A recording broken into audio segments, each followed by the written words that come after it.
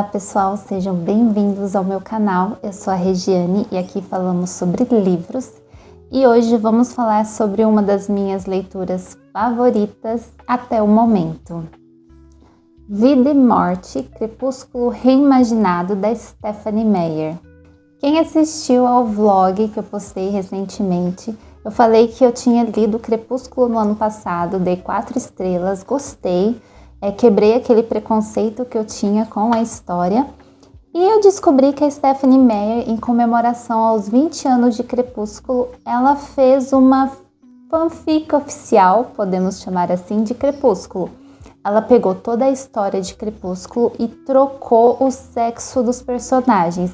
Enquanto em Crepúsculo temos a Bella e o Edward, em Vida e Morte temos Beal e Edith. Edith é a vampira, Beal seria o nosso Bella. Ela avisa na nota da autora do livro que ela fez isso justamente para... Ela não usou essas palavras, mas é assim que eu interpretei, para calar a boca daquelas pessoas que julgaram a Bella ser uma pessoa extremamente indefesa, que precisa ser salva o tempo todo, justamente por ser uma mulher. Aqui temos o Beal, um garoto de 17 anos, humano, que precisa ser salvo o tempo todo pela vampira Edith. Entre Crepúsculo e Vida e Morte, eu me apaixonei por Vida e Morte. É o meu favorito. Eu dei 5 estrelas, como eu já falei. Eu amei a relação da Edith com o Beal.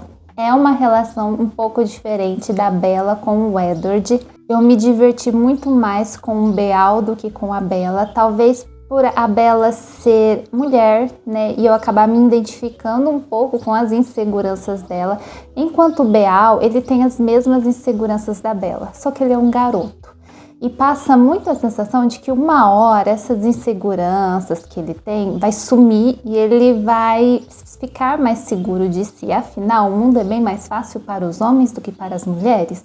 Então me passava muita sensação de que uma hora o Beal ele ia deixar com essa bobeira de insegurança que ele tinha, porque ele era um garoto bonito, estava se tornando popular, as garotas da escola inteira estavam apaixonadas por ele. Uma hora ele ia virar o garoto mais cobiçado da escola, o mais popular, e isso iria acabar com as inseguranças dele. Essa sensação que me passava. Então toda vez que ele vinha com aquele assunto de eu não sei dar um passo sem tropeçar, eu não gosto de nada, eu não sou bom no esporte, não sou bom nisso, não sou bom naquilo, me passava mais a sensação de comentários engraçados. Eu achei o Beal engraçado. Eu me diverti com as inseguranças dele. Enquanto com a Bella, a gente sabe que ela iria levar isso pelo resto da vida, né? Sem contar que a Bella, ela passa muito uma vibe depressiva. Enquanto o Beal não me passou muito isso, embora a história, gente, é a mesma, tem só algumas mudanças, eu já vou falar sobre essas mudanças. A Stephenie manteve a mesma história, então do começo ao fim, os pensamentos do Beal são os pensamentos da Bella, só uma coisinha ou outra que muda, afinal ele é um garoto, ela é uma garota, então algumas coisas mudavam. Mas a relação dele com o pai é a mesma relação que a Bella tinha com o pai, porque o Charlie e a mãe da Bella não mudou, continuaram os mesmos. Só que 2 homens vivendo numa casa, eles meio distantes, não se comunicam muito, não é tão desconfortável de ler do que um pai e uma filha. Afinal, mulher gosta de falar mais, de desabafar.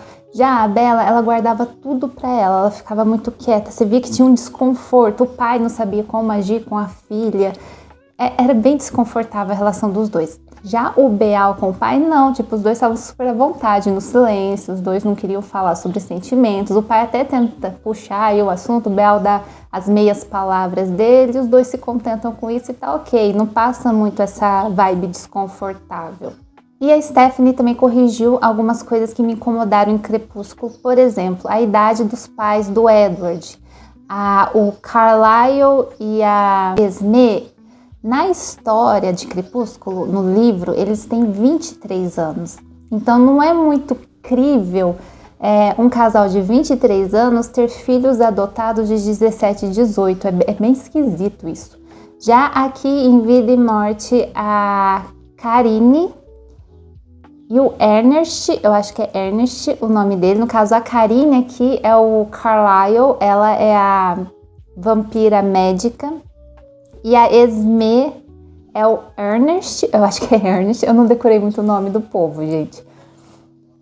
Ela e ele tem por volta de 35, 36 anos, então você compra mais essa ideia de que os dois possam ter adotado esses jovens. A Stephanie mesmo fala que ela fez essa correção. O início da história é parecido com uma pequena diferença logo no início, quando o pai do Beal vai buscar ele no aeroporto. Temos uma ceninha diferente que faz sentido mais lá na frente. E eu gostei que a Stephanie foi colocando essas diferenças justamente porque o Beal é um garoto. Tem coisas que não iria funcionar mesmo com ele, precisava ter essas diferenças.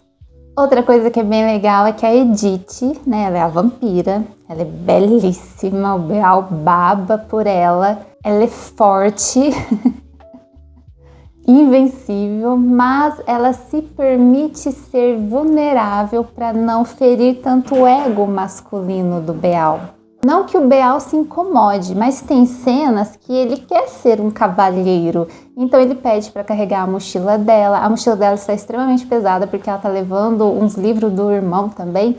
E quando ela entrega a mochila para ele, ela pega a mochila com um mindinho e dá para ele. No que Beal pega, a mochila quase vai parar no chão, de tão pesada que ela está. Então a Edith, ela vai se permitindo essa vulnerabilidade, mesmo ela não precisando, somente para agradar o Beal e para ele também não se sentir tão inferior, já que é algo que está dentro dele, né? Ele tem essa inferioridade, ele se sente alguém que não merecia uma garota tão linda. Então, assim, para não abalar tanto ele, ela se permite essa vulnerabilidade, é muito legal. Os irmãos da Edith também mudaram o sexo de todos. A Rosalie, aqui é o Royal, que é um cara que intimida demais o Beal. A Alice é o Art. O Jasper é a Jasmine.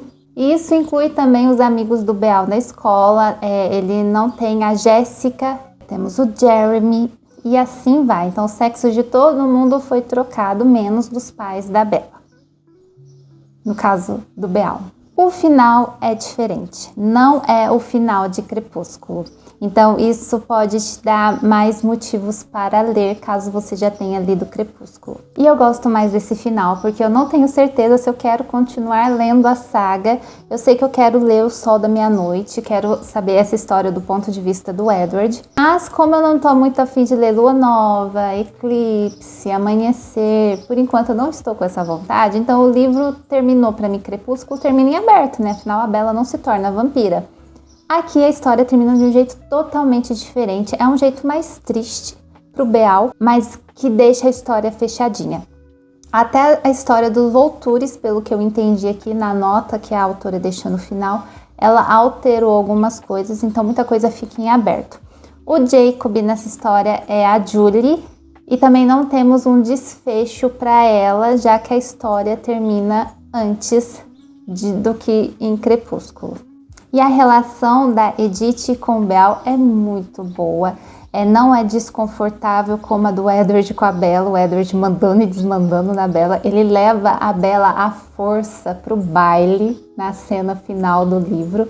Ele até fala que se ela não descer do carro, ele vai levar ela carregada para dentro da festa. Aqui não temos isso. Edith, por mais mandona que ela seja, protetora que ela seja, ela tem a mesma personalidade do Edward. Ela é durona, ela é difícil, mas Beal, ele se derrete muito por ela e não fica aquela coisa desconfortável de o cara controlador e a mocinha submissa. Aqui temos mais uma mulher controladora e um cara que beija o chão por onde ela passa. E algo que não faz sentido para mim na história tanto de Crepúsculo quanto de Vida e Morte é o fato dos vampiros terem uma boa audição. Pelo que eu entendi aqui na história, eles conseguem ouvir muito bem. Mas não faz sentido para mim isso, já que a Edith, ela se incomoda muito por não conseguir ouvir os pensamentos do Beal e ela tem que ficar sabendo a conversa dele com os amigos pelos pensamentos dos amigos, porque ela simplesmente não poderia só ouvir já que eles têm uma boa audição.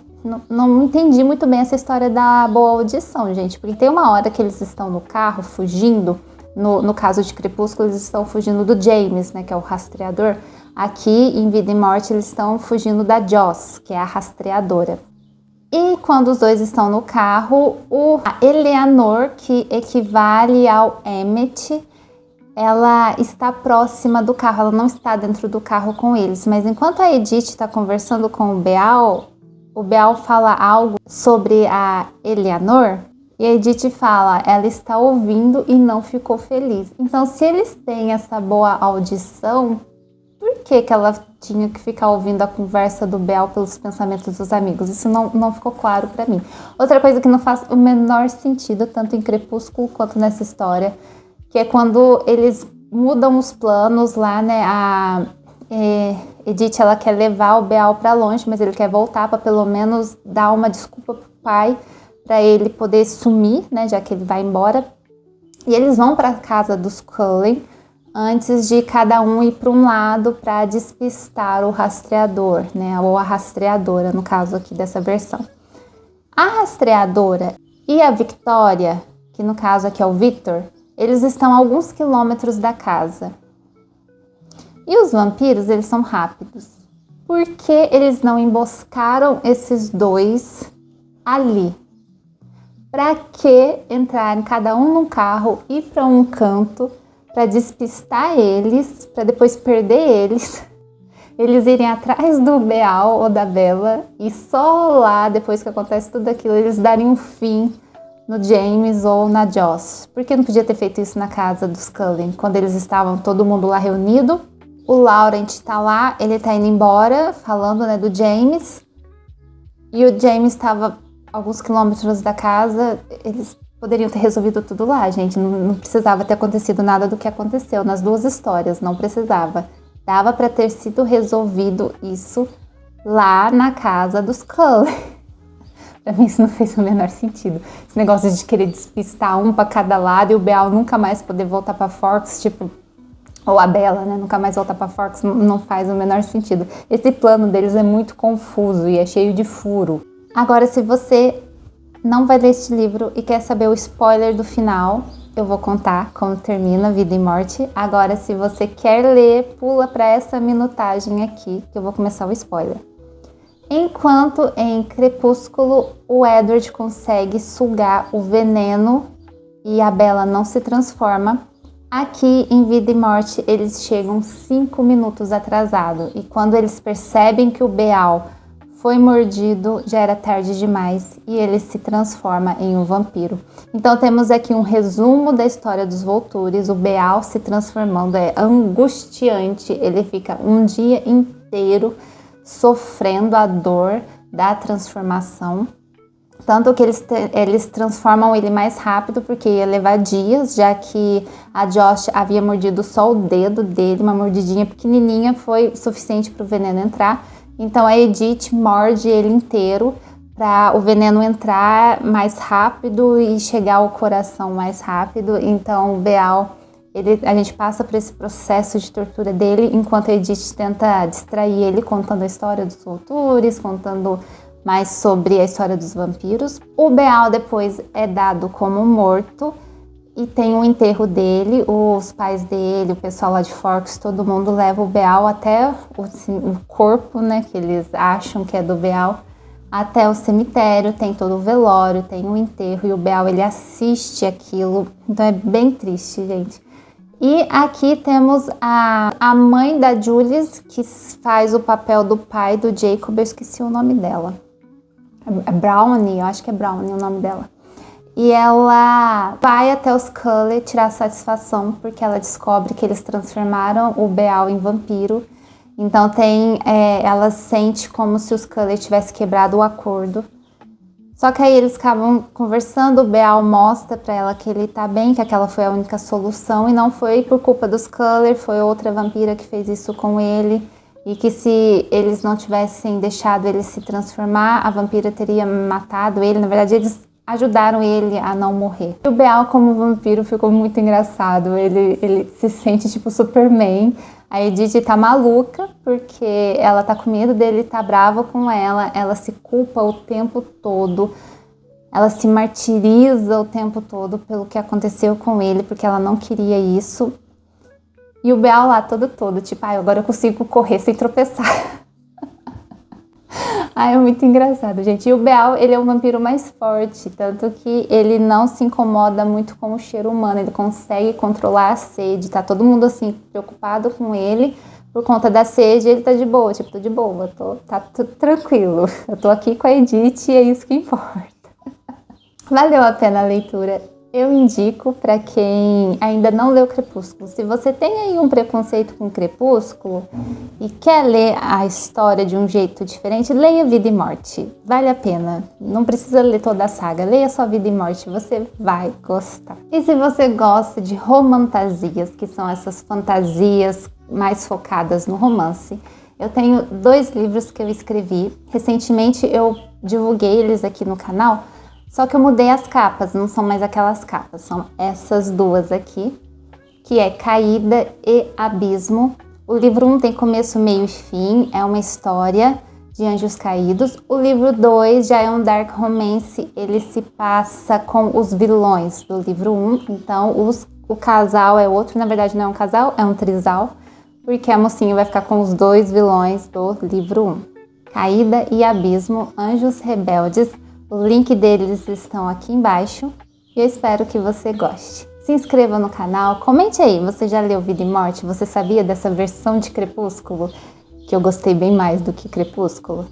Comenta aí embaixo. Um beijo e até o próximo vídeo.